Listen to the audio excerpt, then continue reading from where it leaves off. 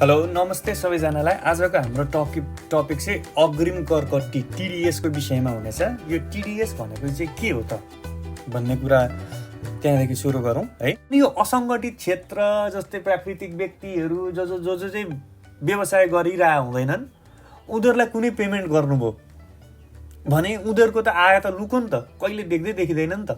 त्यसैले त्यस्तो आयलाई चाहिँ पेमेन्ट गर्ने मान्छेलाई चाहिँ एउटा लु तिमीहरूले चाहिँ पेमेन्ट गर्नु अगाडि उसलाई सबै पैसा नदिनु है भन्न खोजे हो अग्रिम कर कट्टी भनेको। अब हेर्नुहोस् न, उहाँ फोन चलाएर आउनु हुँदैछ होइन, उहाँले चिट्ठा पार्नुभयो 1 लाख रुपियाँ। अब चिट्ठा 1 लाख रुपियाँ कमाउनु हो। अब यदि चिट्ठा जसले जुन कम्पनीले चिट्ठा उहाँलाई तिर्नुपर्ने छ, भुक्तानी गर्नुपर्ने छ, उहाँलाई 1 लाख रुपियाँ दियो भने त उहाँ त गायब नि, सरकारले कहाँबाट उहाँलाई भेट्ने होइन। त्यस्तो हुँदाखेरि उहाँलाई भुक्तानी गर्दाखेरि चाहिँ 75,000 मात्रै दिनुहुन्छ, 75,000 दिनुहुन्छ है।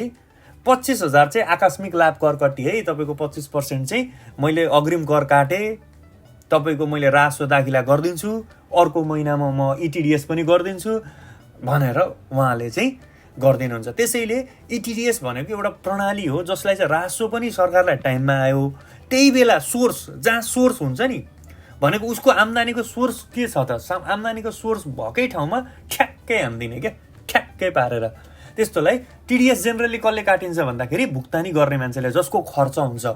त्यसैले खर्चमा टिडिएस हुन्छ। त्यसैले कसैलाई पुरै पेमेन्ट नदिनुहोस्, टिडिएस काटेर दिनुहोस्। अनि उसलाई पनि त केही आपत्ति छैन नि त, करै त तिर्दिएको हो नि उसको है। ल ठिक छ।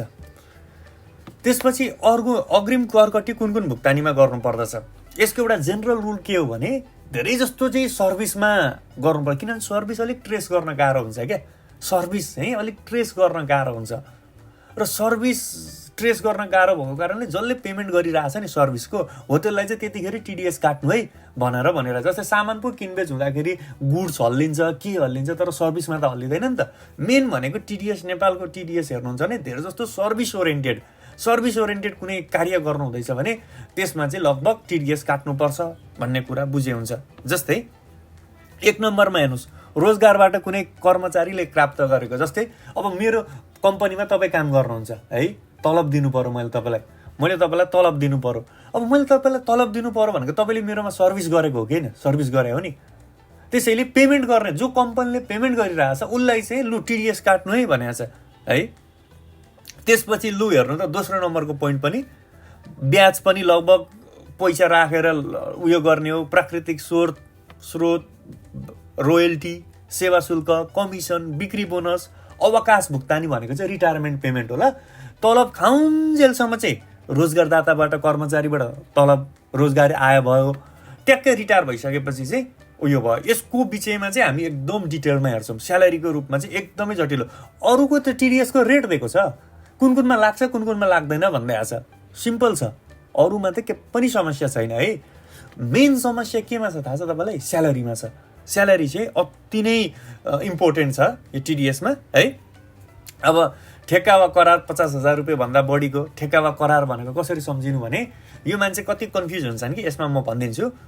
जस्तै ठेक्का र करार भनेको कुनै कन्ट्र्याक्ट फर एग्रिमेन्ट हो, कुनै कन्ट्र्याक्ट एग्रिमेन्ट। जस्तै एउटा सहकारी संस्थाले कम्प्युटर चाहियो, उसले 3 जनाबाट टेन्डर मगायो। लु सबसे सस्तो कम्प्युटर कसले दिनुहुन्छ त? अनलाइन कम्प्युटर, नेपाल के कम्प्युटरहरूबाट मगायो हो। त्यस्तो एउटा करारबाट कुनै सामान सप्लाई गरिन्छ भने जेनरली सर्भिसबाट त करार भइहाल्छ होइन। त्यो जस्तै ठेकापट्टा गर्नु त्यो पनि ठिकै छ। तर तपाईँको अर्को जुन चिज हामीले अहिले कुरा गर्दैछौँ नि, सामानमा पनि त्यो एउटा विशेष अवस्थामा चाहिँ टिडिएस काट्नुपर्ने हुन्छ। आकस्मिक लाभ भुक्तानी भनेको चिट्ठा परो है। अब सेयर खरिद बिक्री, कृषिजन्य कुनै वस्तुहरू पैठारी गर्नुहुन्छ भने अनि घर जग्गा किनबेच गर्दाखेरि अब मालपोतले, ब्रोकरले या भन्सारले तपाईँको यसरी टिडिएस काट्दिएको हुन्छ। अब यो सबै भुक्तानी गर्ने रोजगारदाता भनेको छ, भुक्तानी गर्ने व्यक्ति, बासिन्दा व्यक्ति, भुक्तानी गर्ने बासिन्दा व्यक्ति भनेको छ है। अब एउटा कुरा के सम्झिनु भने यो पेमेन्ट गर्दाखेरि चाहिँ प्राकृतिक तपाईँ पेमेन्ट गर्ने मान्छे चाहिँ केही व्यवसायसँग सम्बन्धित चाहिँ हुनुपर्छ है, न त टिडिएस काट्नु पर्दैन। जस्तै एक्जाम्पलको लागि रामबहादुरले घर बनायो एउटा ठेक्का दिएर, रामबहादुरले व्यक्तिगत घर बनायो ठेक्का दिएर। अब त्यो ठेकेदारलाई टिडीएस काट्नुपर्छ कि पर्दैन भन्ने कुरो चाहिँ तपाईँहरूले कसरी बुझ्नु पर्यो भने त्यो ठेकेदारलाई टिडीएस किन काट्ने? किनभने रामबहादुर त व्यवसायिक होइन नि त, जसले भुक्तानी गर्दैछ ऊ व्यवसायमा संलग्न व्यक्ति हुनुपर्छ के, अनि मात्रै टिडीएसको कुरा आउँछ। रामबहादुर व्यवसाय होइन, तर त्यही भवन कुनै ठेकामा एउटा बिजनेस हाउसले एउटा व्यवसाय गर्ने व्यक्तिले गराएको छ भने चाहिँ फेरि टिडीएसको इम्प्लिकेसन आउँछ। दाताको करकट्टी, ल रोजगारदाताको करकट्टीमा के हुनसक्छ? अब उसले तलब तथा ग्रेड है हुन्छ, अब दसैँ खर्च हुन्छ, शैक्षिक भत्ता भयो, महँगी भत्ता भयो, बोनस, घर बिदा बापतको तलब, रोजगारदाताबाट सामाजिक सुरक्षा कोषमा केही पैसा हालिन्छ, मानिलिनु 10% हालिन्छ। रोजगारदाता भनेको तपाईँको इम्प्लोयरले, काम गराउने मान्छेले, कर्मचारीको होइन है, यो काम गरिदिनेमा। जस्तै तपाईँलाई 10% थप गरिदियो क्या उसले, तपाईँको तलबमा अझै 10% थप गरिदियो भनेपछि कर्मचारीको त आयो हो नि त, त्यो जसको तलबमा टिडीएस काट्न नि उसको त आयो। त्यसैले यो कुरा पनि जोडिन्छ, रोजगारदाताबाट मात्रै जोडिन्छ, किनभने रोजगारदाताले थप पैसा के थप दिएला त? मेरो नाउँमा के थप दियो त? म कर्मचारी हो भने उसले महँगी भत्ता। त्यसैले तपाईँले जुनसुकै शीर्षक बनाएर दिनु, जोड्नु चाहिँ पर्छ, नजोडी चाहिँ तपाईँले धर पाउनु हुँदैन भनेको मिडियम वर्गको ढाड भाँच्ने कर प्रणाली हो। अब त्यो अब के भन्ने, अब त्यस्तै छ हाम्रो प्रणाली। तपाईँले जेसुकै पुरस्कारै किन नदियोस्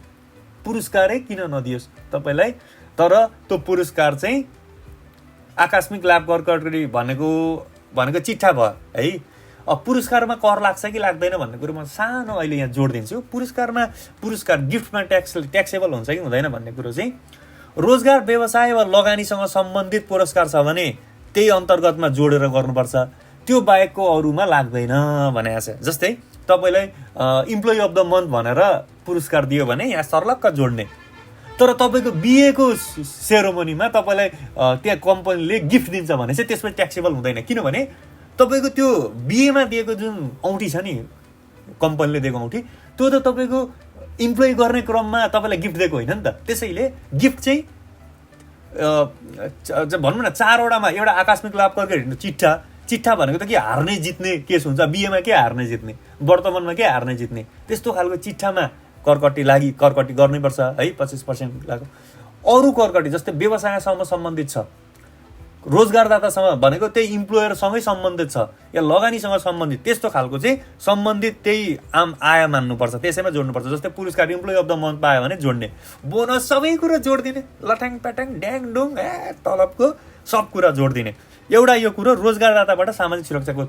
यो भने चाहिँ के हो भने नि, सामाजिक सुरक्षा कोषमा के हुन्छ भने तपाईँको रोजगारदाताले नि 10% हालिदिन्छ, जोडिदिन्छ क्या तलबमा, अनि पछि गएर कन्ट्रिब्युसन चाहिँ 20% गरिन्छ, किनभने आफूले पनि 10% जम्मा गर्नुपर्छ। अब आफूले जम्मा गर्ने त 10% त यहाँ माथि जोड्नु परेन, किनभने मेरो तलब पछि मैले घटाउने हो नि त, त्यो 10% त आफ्नो कन्ट्रिब्युसन त, तर इम्प्लोयरको कन्ट्रिब्युसन, मेरो रोजगारदाताको कन्ट्रिब्युसन चाहिँ माथि जोडिदिने है। यो 3टा कुरो राम्रो कुरो छ। गाडी सुविधा, आवास सुविधा र कर्जा सुविधा। यो बाहेक अर्को एउटा सामान्य कुरा भन्छु, कुनै पनि गिफ्ट कसैले कर्मचारीलाई दिएको छ भने त्यो मार्केट भ्याल्युमा मूल्याङ्कन गरेर जोड दिनुपर्छ। अब यो गाडी सुविधा, आवास सुविधा र कर्जा सुविधामा चाहिँ राम्रो कुरा सरकार गर्दै छ। यो भनेको चाहिँ ठुल्ठुला ब्याङ्कका सिइओ हुँदैनन्, तिनीहरूलाई बचाउन हो। मिडियम वर्गले त के पाउने हो र यो सुविधा। ल यति सबै जोडिसकेपछि तलब तथा ग्रेड जोडिदिनु भयो, गाडी सुविधा जोडिदिनु भयो, तपाईँको घरमा दिएको सुविधा, कर्जा सुविधा सबै कुरो जोडिदिनु भयो, त्यसलाई निर्धारण योग्य आय भनिन्छ है। अब त्यसपछि सामाजिक सुरक्षा, यो मैले रातो भनेको चाहिँ घटाउने।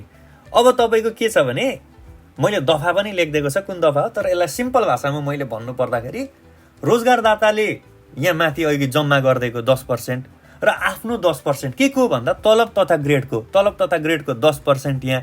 अहिले हामी प्र्याक्टिकल्ली एक्जाम्पल पनि हेर्छौँ, अझै क्लियर हुन्छ है। त्यो 10% गरेर 20% चाहिँ सामाजिक सुरक्षा कोषमा योगदान गरेको रकम है। यो घटाइसकेपछि, यो जुन योगदान गरिसकेपछि त्यसलाई समायोजित करयोग्य आय भनिन्छ। त्यसपछि तपाईँलाई चन्दा खर्च दिनुभयो, कसलाई दिनुभयो? मन्दिरलाई दिनुभयो, तर त्यो मन्दिरले कर छुट प्रमाणपत्र पाएको हुनुपर्छ हो। त्यस्ता चिजलाई चन्दा दिनुभएको छ भने पनि चन्दा खर्च पनि दाबी गर्न मिल्छ, तर ट्याक्कै सिरिज चाहिँ यही हुनुपर्छ है। ठ्याक्कै इन्कम जोडिदिने, त्यसपछि निर्धारण योग्य आय, त्यसपछि सामाजिक सुरक्षा कोषमा योगदान, त्यसपछि समायोजित कार्याज्ञा, त्यसपछि चन्दा खर्च है। त्यसपछि अरू छुट रकमहरू हेरौँ। अब तपाईँ दुर्गम क्षेत्रमा हुनुहुन्छ भने, तपाईँको कर्मचारी अपाङ्ग छ भने लगानी बिमा एक्सिडेन्टल इन्सुरेन्स तपाईँले 5 वर्षभन्दा ज्यादाको कुनै इन्सुरेन्स गराउनु भएको छ भने एलआइसीमा भयो, कुनै प्रिमियम गराउनु भयो, लाइफ इन्डोमेन्ट प्लान भयो, सुपर एनुएसन प्लान, जेसुकै प्लान होस्, 5 वर्षभन्दा ज्यादाको छ भने चाहिँ तपाईँले डिडक्सन पाउनुहुन्छ। त्यसपछि स्वास्थ्य बिमामा चाहिँ एउटा गजबको कुरो छ। स्वास्थ्य बिमामा दुईवटा कुरो छ। एउटा दफा 51 भन्ने छ, त्यसमा कर रकमको म्याक्सिमम 750 घटाउन मिल्छ है। तर त्यो चाहिँ तपाईँको ठ्याक्कै तपाईँले खर्च गरेको, जस्तै मेडिकल, जस्तै तपाईँले कुनै ज्वरोको दबाई सिटामोल के किन्नुभयो त्यो आया वर्षमा 750 रुपियाँसम्म कर रकमको 750 रुपियाँसम्म चाहिँ तपाईँलाई छुट दिन सक्छ। तपाईँले स्वास्थ्य बिमा गर्नुभएको थिएन भने त त्यहाँ गएर नर्सिङ होममा गएर डाइरिया चल्यो भने पनि, जे चल्यो भने पनि तपाईँले बिल त लिएर आउनुहुन्छ नि, हो त्यो बिलको आधारमा 750 रुपियाँसम्म चाहिँ तपाईँले दाबी पाउनुहुन्छ। तर त्यो कर रकमको चाहिँ हो। यो चाहिँ टोटल आयबाट खर्च घटाउने जस्तो भयो। तर दुइटै एकैचोटि दाबी गर्न पाइँदैन। स्वास्थ्य बिमा पनि दाबी गर्ने अनि उता दफा 51 पनि दाबी गर्ने, त्यो चाहिँ पाइँदैन। ल, यो चाहिँ क्रस एमाउन्ट, जस्तै इन्कम भयो, एक्सपेन्स भयो, यो चाहिँ एक्सपेन्सका पार्टहरू। त्यसपछि हामीलाई आउने भनेको चाहिँ अब निजी भवनको बिमा, यो निवृत्ति आय भनेको पेन्सन इन्कम हुँदैन। पेन्सन इन्कम भएकोलाई पनि अलिकति छुट दिएको छ। अब रोजगार गर्ने क्रममा तपाईँको रोजगारदातामा कर तिरिहाल्नुहुन्छ। निवृत्ति आयो भनेको निवृत्ति तेरिका शब्द कस्तो मुख पनि पेन्सन भन्नेला, त्यसमा पनि तपाईँले केही डिडक्सनहरू पाउनुहुन्छ। यो सबै हेर्छौँ हामी। अहिले टक्क घटाइसकेपछि चाहिँ करयोग्य आय हुन्छ। अब यसमा तपाईँले करको ट्याक्क रेट हान्दिने, कर दायित्व क्यालकुलेट गरिदिने। अब कर दायित्व आइसकेपछि तपाईँको दुईवटा कुरा हुन्छ। महिलाको रोजगारको मात्र आय छ भने 10% डिडक्सन पाइन्छ। तर अब सुन्नु, यो र यसमा के फरक छ भने यो चाहिँ एक्सपेन्स जसरी दाबी भयो, तपाईँको इन्कमबाट स्याट्टै घट्नु भयो। यो चाहिँ करकै रकमबाट ठ्याक्कै मैले 2000 तिर्नुपर्ने छ त 20000 तिर्नुपर्ने छ भने ठ्याक्कै कर रकमकोबाट चाहिँ घट्ने भयो। कर रकमबाट घट्ने भनेको यही दुईवटा हो। दफा 51 को औषधि उपचार र महिलाको रोजगारको आय मात्रै छ भने उसलाई 10% डिडक्सन पाइन्छ। केबाट घट्ने? कर दायित्वबाट घट्ने। यो चाहिँ केबाट घट्ने? इन्कमबाट घट्ने है। यो सिरिजमा चाहिँ एउटा रोजगारदाताको आय क्यालकुलेट हुन्छ। यही नै हो। अब यसमा तपाईँलाई एक दुईवटा कुरा होला। त्यो तपाईँको दफा 10 मा भएको तपाईँको इन्डियन लाउरेहरूले उयसमा कर तिर्नु पर्दैन, त्यो आफ्नो ठाउँमा छ। तर मोटामोटी हामीलाई साधारण चाहिने भनेको यति नै हो है। के रोजगारदाताले आय विवरण भर्नुपर्छ त भन्ने कुरो चाहिँ रोजगार मात्रै। अब यहाँ हेर्नु, यो कन्डिसन छ, यो कन्डिसन। अब जस्तै पेन्सनको इन्कम, व्यवसाय वा लगानीको इन्कम छ, एक पटकमा एकभन्दा ज्यादा रोजगारदातामा काम गर्नुहुन्छ। जस्तै बिहान 10 बजेदेखि 12 बजेसम्म एउटाकोमा, फेरि 12 बजेदेखि अर्कोमा। त्यसरी गैर बासिन्दा व्यक्ति भनेको विदेशी नागरिक चाहिँ होइन, तर नेपालमा बसोबास नगर्ने सामान्यतया त्यस्तो गैर बासिन्दा व्यक्ति। अब दफा 12 मा चाहिँ चन्दा छुट दाबी गर्न चाहनुहुन्छ भने रोजगारदाताले बाहेक आफूले पनि अवकाश, त्यो हाम्रो अवकाश योगदान गर्नुभएको छ भने चाहिँ, त्यस्तो छ भने चाहिँ तपाईँले आय विवरण भर्नुपर्छ। आय विवरण रोजगारदाता भनेको इम्प्लोइले, कर्मचारीले पनि आय विवरण भर्नुपर्छ। कर्मचारीले आय विवरण। तर कर्मचारीले के केसमा मात्रै आय विवरण नभर्ने भन्दा, जस्तै मेरो एक पटकमा एकचोटि मात्रै एउटा मात्रै रोजगारदाता छ, त्यो इम्प्लोयरले जति कन्ट्रिब्युसन गर्दैन मेरो अवकाशमा त्यति मात्रै, मैले छुट्टै केही पनि गरेको छैन, मैले चन्दा खर्च पनि दिएको छैन कसैलाई, केही पनि, त्यति हो भने चाहिँ रोजगारदाताले टिडिएस काटेकै फाइनल भयो, मैले आय विवरण लगभग पेश गर्नु पर्दैन। तर म व्यवसाय पनि गर्छु भने त त्यो व्यवसायको आय पनि जोड्नु पर्यो, रोजगारको आय पनि जोड्नु पर्यो, सबै जोड्नु पर्यो। ठिक छ। अवकाश भुक्तानी अघि चाहिँ हामीले तलब काम गर्ने क्रममा पुरा तलब ग्रेड श्रेड निकाल्यौँ है। अब यो अवकाश भुक्तानी भनेको चाहिँ के हो? यो अवकाश भुक्तानी भनेको दुई प्रकारको हुन्छ, एउटा भोलिन्टियरी पनि हुनसक्छ है, तपाईँको भोलिन्टियरी रिटायरमेन्ट भयो, तपाईँलाई काम गर्न मन लागेन, भिआरएस स्किमहरू छ, अब तपाईँको टाइमै पुगेर रिटायर हुनुभयो, अवकाश भुक्तानी। यो अवकाश भुक्तानीमा चाहिँ तपाईँलाई टिडिएस काट्छ र यो फाइनल विथहोल्डिङ हुन्छ भनेको तपाईँले यसलाई फेरि आया कहीँ देखाउनु पर्दैन। अब अवकाश भुक्तानीमा दुईवटा कन्सेप्ट एकदम इम्पोर्टेन्ट छ, एकदम इम्पोर्टेन्ट है। ल तपाईँ रिटायर हुन आँट्नुहुँदैछ, सम्झिनु है, तिनवटा भने मैले। एउटा तपाईँलाई पेन्सनको रूपमा आया दिन्छ, पेन्सनको रूपमा आया दियो भने चाहिँ महिनामा हालिदिन्छ। त्यो भने त्यस्तो गरिदियो भने चाहिँ तपाईँको जसरी रोजगारदाताले पहिले तपाईँको उयो छ नि आय विवरण पेश गर्नुहुन्थ्यो, आय विवरण त्यो निवृत्ति आयको पेन्सन इन्कम, त्यसरी नै तपाईँले कर तिर्नुपर्छ। त्यसमा केही पनि उयो छैन, त्यही तपाईँले 4 या 4,50,000सम्म चाहिँ 0% कर तिर्यो हुन्छ, त्यसमा चाहिँ कर लाग्दैन, त्यति मात्रै होइन भने कोही। अनि निवृत्ति आयमा पनि स्ल्याबको केही डिडक्सनहरू छ है। त्यो बाहेक दुईवटा हुन्छ अवकाश भुक्तानी। यो मजाले कन्सेप्ट क्लियर हौँ एकचोटि। एउटा कन्सेप्ट के हुन्छ भने अब यो के हुन्छ भन्दा बिदा बापतको उपदान भयो कि सबै कुरो, सञ्चय कोषदेखि लिएर सबै कुरो। अब एउटा दुई प्रकारको भयो, एउटा स्वीकृत अवकाश कोष, एउटा स्वीकृत नलिएको अवकाश कोष। अब एउटा कुरा अघि विचार गर्नुभयो भने स्वीकृत लिएको अवकाश कोष चाहिँ अघि हामीले स्यालेरीको इन्कम घटाउँदा ठ्याक्कै निर्धारण योग्य आयबाट घटाएको थियौँ नि, त्यो चाहिँ स्वीकृत लिएको अवकाश कोष मात्रै घटाउन मिल्छ, स्वीकृत नलिएको अवकाश कोष घटाउनै मिल्दैन। ठिक छ, दुई प्रकारको कोष हुन्छ। एउटा स्वीकृत लिएको भनेको नेपाल सरकारबाट मान्यता प्राप्त, एउटा नेपाल सरकारबाट मान्यता प्राप्त छैन, त्यत्तिकै ब्याङ्कमा लगेर त्यत्तिकै जम्मा गरिदिनु भएको छ ब्याज खाने उद्देश्यले है, इम्प्लोइको नाममा। अब त्यसरी गर्नु भएको छ भने यहाँ एउटा इम्पोर्टेन्ट कुरो के रह्यो भने स्वीकृत लिएको अवकाश कोष मात्रै घटाउन मिल्छ है। अहिलेको रोजगारदाताको जुन नि मुनि डिडक्सनमा चाहिँ छुट रकममा जुन हामीले निर्धारण योग्य रकम क्यालकुलेट गर्दा, अहिले यसको पनि एक्जाम्पल हेर्छौँ हामी।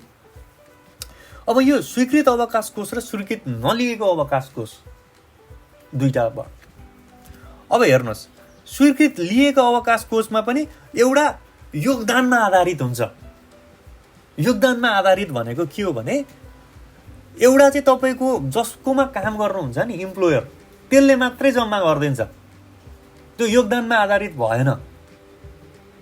तर यस्तो खालको अवकाश कोष जसमा चाहिँ तपाईँ पनि मिलेर तपाईँको इम्प्लोयरले पनि मिलेर दुवैजनाले मिले जस्तै 10% जम्मा गर्नुभयो भनेपछि कर्मचारीको पनि कन्ट्रिब्युसन छ भने त्यो योगदानमा आधारित भयो। कर्मचारीको कन्ट्रिब्युसन छैन, इम्प्लोयरले आफै हाँसी खुसी मिठो तरिकाले हालिदिन्छ, तपाईँको केही पनि कन्ट्रिब्युसन छैन, योगदानमा आधारितै छैन। दुई प्रकारको हुन्छ, त्यसको अलग अलग ट्रिटमेन्टहरू छ ल करमा। अब स्वीकृत अवकाश कोषमा दफा मैले भन्दैकै छ है, योगदानमा आधारित छ भने चाहिँ तपाईँले जति अवकाश पछि पाउनुहुन्छ नि रिटायर हुँदाखेरि, रिटायर हुँदाखेरि तपाईँले 50 लाख पाउनुभयो अरे, 50 लाख पाउनुभयो भने 50 लाखको 50% कति हुन्छ? 25 लाख या 5 लाख रुपियाँ। 5 लाख रुपियाँ चाहिँ निम्नतम डिडक्सन दिइहाल्छ या 25 लाख। अब 5 लाखमा तपाईँलाई दुईवटा डिडक्सन दुईवटा हेर्नु पर्यो। तपाईँलाई अवकाश कोष तपाईँ चट्ट रिटायर हुनुभएको योगदानमा आधारित पनि हो है, 50 लाख पाउनुभयो अरे। 50 लाख पाउँदाखेरि 50 को 25% 25 लाख है, त्यसमा 5 लाख कुन धेर भयो त भन्दा 25 लाख धेर भयो। त्यसैले 50 लाखबाट चट्ट 25 लाख घटेर 25 लाख बाँकी रहेको 25 लाखमा चाहिँ 5% को दरले अग्रिम करकट्टी काटिदिनुपर्छ रोजगारदाताले। त्यो चाहिँ फाइनल हुन्छ, सक्यो, त्यो फाइनल हो, त्यो सक्यो क्या। अब स्वीकृत नलिएको अवकाश कोषमा पनि योगदानमा आधारित होला, कुनै गभर्मेन्टसँग कुनै एप्रुभ गराएको छैन यो फन्ड चाहिँ। त्यस्तो हुँदाखेरि चाहिँ अब यहाँ कुरा सम्झिनु है। अब यो दुईवटा फरक ट्रिटमेन्ट हुनुको कारण के हो भने तपाईँले स्वीकृत लिएको अवकाश कोषमा चाहिँ अघि घटाउन दिएको थियो कर क्यालकुलेट गर्दाखेरि। तपाईँको जस्तै हरेक वर्ष तपाईँ रोजगारदाता काम गर्नु भएको छ भने हरेक वर्ष तपाईँलाई घटाउन दिइरहेको थियो। यहाँ चाहिँ गजबको कुरो के छ भने तपाईँलाई घटाउनै दिएन, तपाईँको योगदान घटाउनै दिएको छैन नि त। योगदानै घटाउन नदिइसकेपछि त मोटामोटी ब्याज रकममा जस्तै तपाईँले 50 लाख पाउनुभयो पुरा यो स्वीकृत नलिएको अवकाश कोषबाट, तपाईँको 40 लाख रुपियाँ चाहिँ योगदानै छ। 40 लाख रुपियाँ चाहिँ योगदानै छ भने 10 लाख रुपियाँमा मात्रै 5% कर कट्टी लाग्छ। डिफरेन्समा लाग्छ। नेट लाभमा भनेको तपाईँको जुन अब कुनै फन्डमा राख्नु भएको थियो त्यो ब्याज आउँछ नि, एक्स्ट्रा पैसा आउँछ नि, त्यसमा मात्रै 5% लाग्छ। यो कुरो एकदम इम्पोर्टेन्ट छ। योगदानमा आधारित चाहिँ दामी डिडक्सन पाइयो। उता आयकर तपाईँको काम गर्दै गर्दा पनि डिडक्सन पायो, काम सकिसकेपछि पनि डिडक्सन पायो, काम गर्दै पनि डिडक्सन पाएको छ, यता काम उयो गर्दा पनि डिडक्सन। अब यहाँ चाहिँ तपाईँलाई हिजो काम गर्दाखेरि डिडक्सनै दिएको छैन, सरकारले त डिडक्सनै दिएन, त्यसमा चाहिँ तपाईँको 5%को दरले। अब स्वीकृत अवकाश कोषबाट योगदान, तर योगदानमा आधारित बाहेक भनेको नन कन्ट्रिब्युटरी फन्ड, तपाईँले कर्मचारीले यसमा योगदानै गर्दैन, सिधै इम्प्लोयरले राजी खुसी मनले गरिदिने।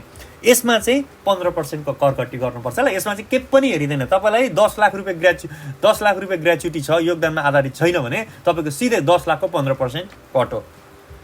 अब यसमा पनि योगदानमा आधारित बाहेक हुने भयो, यसमा पनि चट्टसँगले 15% काट्दिने है। यसरी चाहिँ हाम्रो रिटायरमेन्टको बेलाको टिडिएस काट्ने कुरा भयो। छुट रकम भनेको चाहिँ के हुन्छ भने यसमा तपाईँको यो आयकर ऐन जब चैत 18 गते 2058 लागू भयो नि, त्यसमा यो अवकाश योगदानहरू केहीमा करै लाग्ने कन्सेप्टै थिएन क्या। त्यसैले त्यतिखेरसम्म तपाईँले कमाएको अवकाशको पैसा चाहिँ लाग्दैन। मानिलियो तपाईँ अहिले रिटायर हुनुहुन्छ, चैत 18 गतेसम्म केही पैसा कमाउनु भएको थियो, केही योगदान भएको थियो, अथवा केही त्यतिखेरसम्म छुट्याइदिने के। तपाईँ एकमुष्ट देला, एकमुष्ट दिँदाखेरि चैत्र 18 गते 2058 सालसम्मको चाहिँ कति रकम हो, त्योभन्दा कति, त्यो रकमसम्म त करै लाग्दैन थियो, त्यो छुट हो है। अनि मेडिकल औषधि उपचार बराबरको चाहिँ 1,80,000सम्म चाहिँ तपाईँले छुट पाउनुहुन्छ। यो चाहिँ किन गरिदिएको भन्दा तपाईँले चैत 18 गतेसम्म त करको कन्सेप्टै थिएन नि त यो, त्यही भएर त्यति पुराना रोजगारदाता हुनुहुन्छ भने चाहिँ कर लाग्दैन है। त्यतिखेरसम्म पाकेको अवकाश योगदान बिदा। अब यहाँ हेर्नु, मैले यसलाई निलो कलर छाने है। अब तलब उहाँको कति रहेछ हेर्नु त, 24 लाख रुपियाँ है। दसैँ खर्च कति दिएको रहेछ त, 2 लाख रुपियाँ। शैक्षिक भत्ता कति दिएको रहेछ त, 1,20,000 रुपियाँ। महँगी भत्ता कति दिएको रहेछ त, डियरनेस एलाउन्स पनि भन्छ है, 1,20,000। बोनस बापत कति दिएको रहेछ त उसलाई, 2 लाख रुपियाँ। अब घर बिदा तलब बापत भनेको एउटा भनेको काम गर्दा गर्दै पाएको, 2 तरिकाले घर बिदा दिन्छन् क्या। एउटा भनेको राष्ट्रमा रिटायर भएपछि दिन्छन्, कसैले चाहिँ काम गर्दा गर्दै पनि दिन्छन्, तपाईँको जति बिदा भयो लगत्तै दिइहाल्छन् 2 लाख रुपियाँ है। अब यो 24 लाखको छ नि, यो 24 लाखको रकम छ नि, यो 24 लाख रुपियाँ, यसको चाहिँ 10%ले स्वीकृत लिएको अवकाश कोष हो, स्वीकृत लिएको अवकाश कोष हो यो। र यो सामाजिक सुरक्षामा पनि आधारित हो, सामाजिक सुरक्षामा नि आधारित हो। के हुन्छ भने एउटा नागरिक लगानी कोष हुन्छ है, एउटा हुन्छ तपाईँको यो सञ्चय कोष हुन्छ, एउटा सामाजिक सुरक्षा आधारितमा यो हाम्रो सामाजिक सुरक्षा कोष हुन्छ। यस्तो भयो, सञ्चय कोष चाहिँ सरकारी कर्मचारीहरू थिए, नागरिक लगानी कोष भने चाहिँ इन्डिभिजुअल, म कर्मचारी पनि होइन, म आफैले पनि कन्ट्रिब्युसन गर्न पाउँछु। त्यो दुइटालाई मर्ज गराएर सरकारले चाहिँ सामाजिक सुरक्षा कोष बनाउन खोज्या हो है। यसको तपाईँको कन्ट्रिब्युसन चाहिँ लगभग 10% हुन्छ, तलब तथा ग्रेडको है 10% हुन्छ। र 2,40,000 भने चाहिँ 24 लाखको 10% भनेको 2,40,000। 10% कसले गरिदियो तपाईँको, यो भनेको इम्प्लोयरले, तपाईँलाई काम गराउने मान्छेले 10% हालिदियो, लु जोडिदियो, तपाईँको तलबमा अरू 10% जोडिदियो, लु हेर्नु त है, यति जोडिदियो। त्यसपछि जाउँ अलिकति मुनि जाउँ ल। अब यहाँ हेर्नु, घटाउने रकम बिस्तारो गरौँ। गाडी सुविधा दिएको छ, गाडी सुविधा दिएको छ भने तलब तथा ग्रेडको खाइपाई आई तलबको 0.5% भनेको यो 24 लाखको 0.5% चाहिँ आयमा जोडिदिनु। अब ड्राइभरको तलब पनि दिएको छ, पेट्रोल खर्च पनि दिएको छ, मर्मत खर्च पनि दिएको छ, यो गाडीको सुविधा सँगसँगै तीनवटै दिएको छ भने यी केहीमा पनि तपाईँले 0 कर लाग्दैन है, कर लाग्दैन। भनिसकेपछि ट्याक्क खाइपाई आई तलबको भनेको यो 24 लाख रुपियाँको 0.5% गाडी सुविधा छ भने त्यसरी हिसाब गर्नु पर्यो। गाडी सुविधा जतिसुकै गाडी सुविधा खर्च होस् त्यही गरिदिने। आवास सुविधा घर पनि दिएको छ भने खाइपाई आई तलब भनेको तलब तथा ग्रेडको 2% भनेको कति भयो त, यो हाम्रो जुन रकम छ नि त्यो 24 लाख यो तलब तथा ग्रेड हो, यो रकमको चाहिँ 2% भयो है। त्यसपछि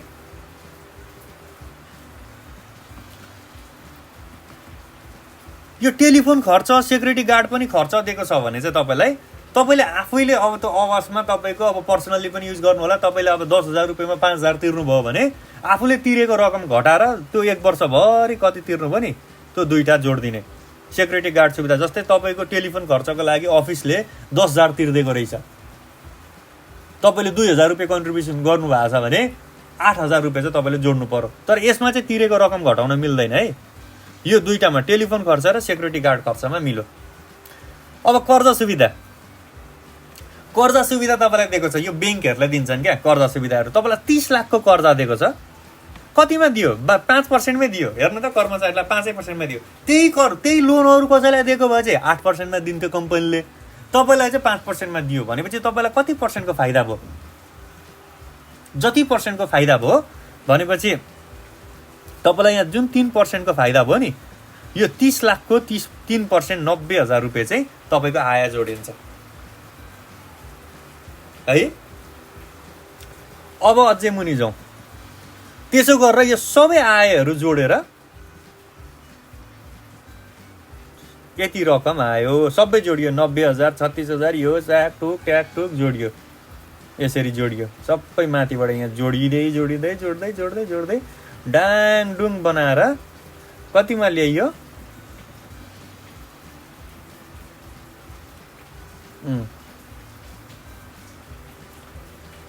अब हेर्नुहोस्, दफा 63 को उपदफा 2 र नियम को 21 बमोजिम हो यो गरिने। अब सामाजिक सुरक्षा कोषको योगदान छ भने चाहिँ तपाईँको यहाँ अधिकतम सीमा 5 लाख हुन्छ, होइन भने 3 लाख रुपियाँ हुन्छ। ल, यो अधिकतम सीमा 5 लाख र 3 लाख हो भनेको तपाईँले नागरिक लगानी कोष अथवा सञ्चय कोषमा यो पैसा जम्मा भएको छ भने लिमिट 3 लाख हो, होइन भने चाहिँ तपाईँको लिमिट 5 लाख सामाजिक सुरक्षा कोषमा आधारित हुनु पर्यो। सामाजिक सुरक्षा कोषमा र एउटा गजबको कुरो, अहिले एउटा सानो कुरो जोड्दै, त्यो 1% जुन लाग्छ नि, फर्स्ट स्ल्याबमा 1% लाग्छ नि सामाजिक सुरक्षा कोषमा र निवृत्ति भयो भने पेन्सन इन्कम छ भने तपाईँको त्यो 1% कर लाग्दैन, त्यसमा 0% लाग्छ। तपाईँको 3टामा 0% लाग्छ। जस्तै तपाईँको कपाल छान्नुभयो या उयो छान्नु भने 4 लाख र 4,50,000 जुन छुट पाउनुहुन्छ नि, यदि यो सामाजिक सुरक्षा कोषमा छ भने पनि त्यसमा कर लाग्दैन 1%। अर्को तपाईँको पेन्सन इन्कम छ भने पनि लाग्दैन। तेस्रो नम्बरमा व्यावसायिक आम्दानी छ भने पनि लाग्दैन, त्यो छुट पाउनुहुन्छ है। अब हेर्नु है त, अब यहाँ एउटा गजबको कुरा भनिदिन्छु। रोजगारदाताबाट सामाजिक सुरक्षा कोषमा योगदान, अब यो योगदानमा आधारित हो नि त। अघि हामीले योगदानमा आधारित भने चाहिँ यसै वर्षै पछि तपाईँको योगदान गएको हुन्छ क्या हरेक वर्ष।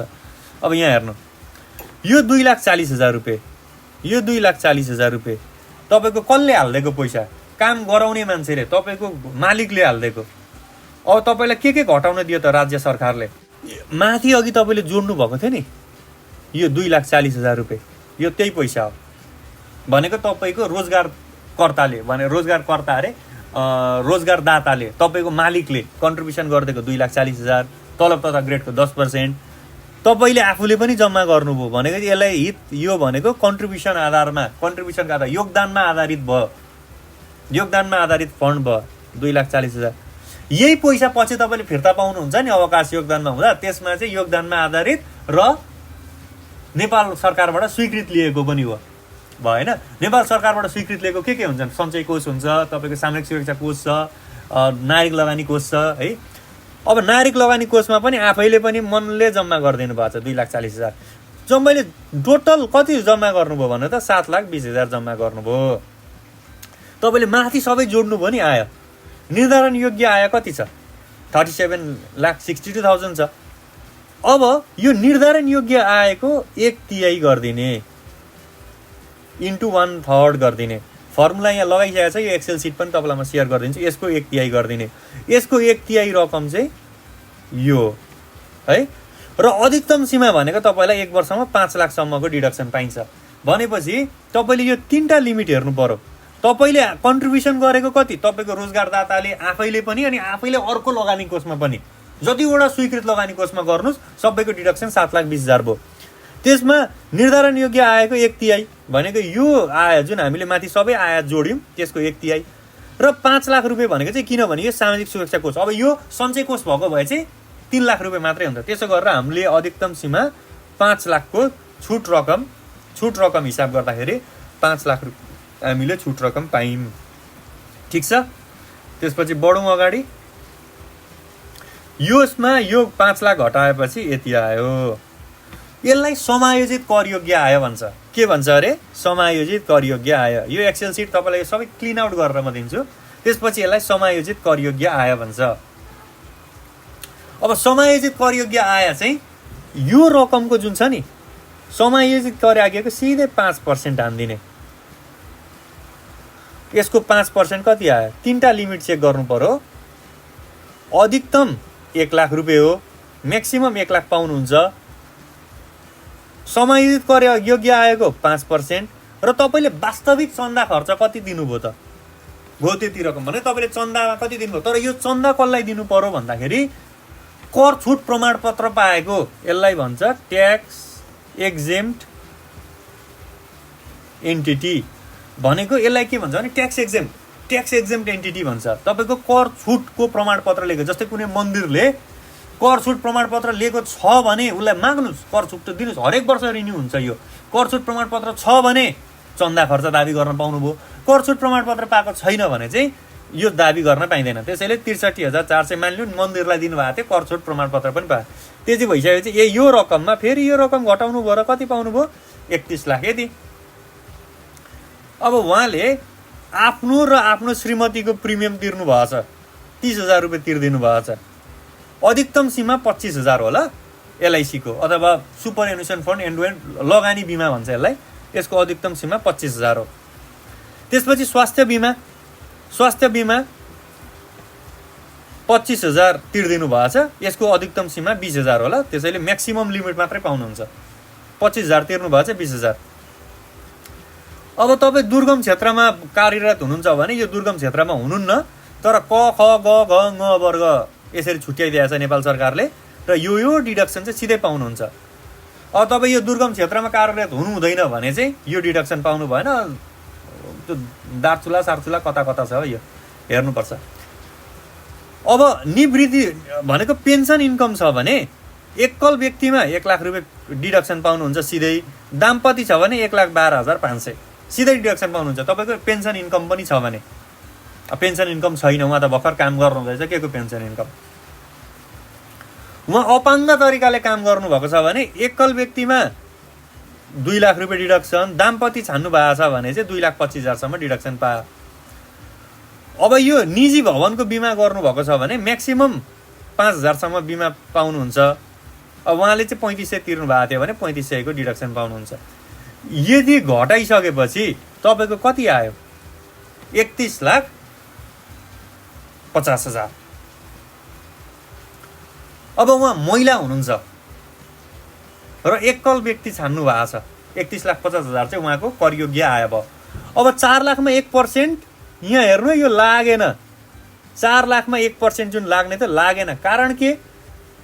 उहाँ अहिले सामाजिक सुरक्षा कोषमा गर्नुभयो, तर यो सञ्चय कोषमा गर्नुभएको भए पनि लाग्थ्यो। नागरिक लगानी कोष छुट्टै एउटा मात्रै नागरिक लगानी कोष हो। तर उहाँ चाहिँ कहाँ दर्ता हुनुहुन्छ भने कि त उहाँको व्यवसाय आम्दानी, अथवा त उहाँको पेन्सन इन्कम, अथवा तपाईँको उहाँको सामाजिक सुरक्षा कोषमा आधारित छ भने यो 1% जुन लाग्छ नि, उहाँ एकल व्यक्तिबाट गर्नुभएको छ, यो लाग्दैन। ल, यो लाग्दैन, यसमा 0। त्यसपछि 1 लाखमा 10%, 2 लाखमा 20%, त्यसपछि बाँकी 30% र बाँकी रहेको रकममा 36 गरेर 8 लाख। यति रकमलाई 8 लाख यतिको कर आयो। कर आइसकेपछि तपाईँको अब उहाँले मेडिकल प्रिमियम दफा 51 पाउनु हुँदैन। कारण के भन्नुहुन्छ भने उहाँले मेडिकल पाउनु हुँदैन। मेडिकल नपाउनुको कारण के हो भने उहाँले स्वास्थ्य बिमा दाबी गर्नुभयो नि त अघि। यो स्वास्थ्य बिमा दाबी गरेको कारणले दफा 51 त 750 रुपियाँ घटाउन मिल्दैन। यो कर दायित्वबाट घटाउने भनेको महिला भएको कारणले उहाँलाई सिधै 10% डिडक्सन सिधै 10% छुट उहाँलाई भने चाहिँ 8,54,000 को 85,000 गरेर यति रकम चाहिँ उहाँले कर दायित्व गर्नुपर्छ।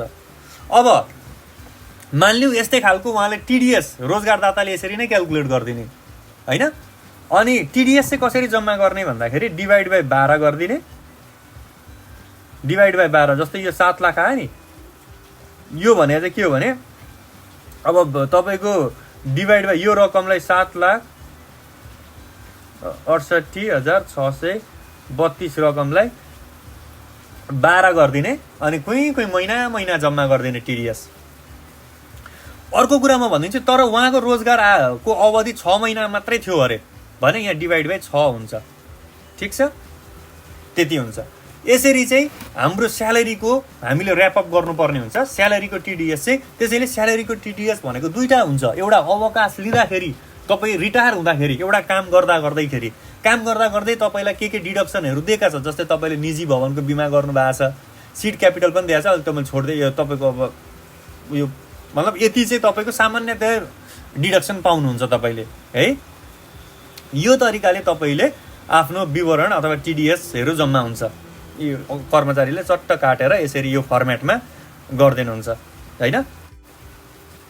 अन्तिम रूपमा कर कट्टी हुने भुक्तानी भनेको यो चाहिँ फाइनल हो। फाइनल विथहोल्डिङ अब कसैले केही गर्नु पर्दैन भन्दाखेरि लाभांश डिभिडेन्ड बाँड्छ नि 5%, कम्पनी या साझेदारी फर्मले नाफा बाँड्नु पर्यो भने 5% लाभांश बाँड्नुपर्छ। यो पनि उयो हो, व्यावसायिक सञ्चालन गरिरहेको। अब यो तपाईँको यो नेपालमा स्रोत भएको घर जग्गा यो पनि फाइनल हो। बिमा बापतको भुक्तानी गरेको लाभ तपाईँलाई लगानी बिमा भनेको 5% एलआइसीमा पोलिसी लिनुभएको थियो, म्याच्योर भयो, पोलिसी नै म्याच्योर भयो। अब पोलिसी म्याच्योर भइसकेपछि तपाईँलाई लास्टमा भुक्तानी गर्दाखेरि त्यो लाभ रकमको, जस्तै तपाईँले 10 लाख रुपियाँ तपाईँलाई सम एस्योर्ड भनेर दिएको छ, 5 लाख रुपियाँ तपाईँले कन्ट्रिब्युसनै गर्नुभएको थियो भने त्यो सुपथ 5 लाखको चाहिँ 5% चाहिँ तपाईँलाई बिमा बापतको भुक्तानी भनेको लगानी बिमा, यसलाई सुपर एनुसन फन्ड एलआइसी हो, त्यसमा 5% टिडिएस काटिदिन्छ है। अब यो तपाईँको अवकाशमा भएको हित बापतको सबै पनि फाइनल हो, स्वीकृति लिएको होस् नलिएको होस्, रेट अलग अलग छ। अघि रेट त हामीले हेरिहाल्यौँ, रेट अलग अलग छ, सो सबै फाइनल विथहोल्डिङ ट्याक्स हो भनेको त्यो सक्यो। अब ब्याज रकम, प्राकृतिक व्यक्तिलाई ब्याज रकम, जस्तै तपाईँले रामबहादुरलाई ब्याज दिएको छ त्यो पनि सकिगयो। अब गैर बासिन्दा व्यक्तिलाई दिएको कर कट्टी यो पनि फाइनल विथहोल्डिङ हो। कहाँबाट हुनु त, कहाँ विदेशमा कर्मचारी छ त्यसलाई कहाँबाट आयो विवरण भर भन्दिनँ त, जति भुक्तानीकर्ताले टिडिएस काट्यो त्यही फाइनल हो है। अब प्रति बैठक 20,000 रुपियाँसम्म र पटकै रूपमा अध्ययन गराए बापत प्रश्नोत्तर वा उत्तर जाँच गरेको भुक्तानी पनि फाइनल विथहोल्डिङ हो। अवकाश लाभको भुक्तानी अघि म्युचुअल फन्डमा वितरण गरेको पनि फाइनल विथहोल्डिङ हो। अब यो ढुवानी सेवा तपाईँले सञ्चालन गर्नुभएको छ भने, ढुवानी छ भने तपाईँले फर्म दर्ता गरेर सञ्चालन गर्नुहुन्छ, अथवा यातायात कार्यालयमा सिसीको आधारले रासो जुन तिर्नुहुन्छ नि त्यही नै सक्यो क्या, केही पनि गर्नु पर्दैन। यदि तपाईँले फर्ममा दर्ता गर्नु, तपाईँसँग ट्रक छ भने तपाईँले गएर ट्रक केही पनि गर्नु परेन, यातायात कार्यालयमा गएर जुन रासो तिर्नु भएको छ त्यही। तर व्यवसाय तरिकाले गर्नुभएको छ भने चाहिँ तपाईँले फाइनल हुँदैन। तर रामबहादुरले ट्रक चलाइरहेछ, ट्र्याक्टर चलाइरहेछ अनि यातायात कार्यालयमा सिसीको आधारले तिरेछ भने सक्यो, त फाइनल विथहोल्डिङ हो। आइआरडीमा जाने है, आइआरडीमा जाने, त्यसपछि करको दर तथा छुटमा जाने अनि भुक्तानीमा कर कट्टी 78-79 गरिदिने, चट्टसँगले खुल्छ। हस् त, धन्यवाद।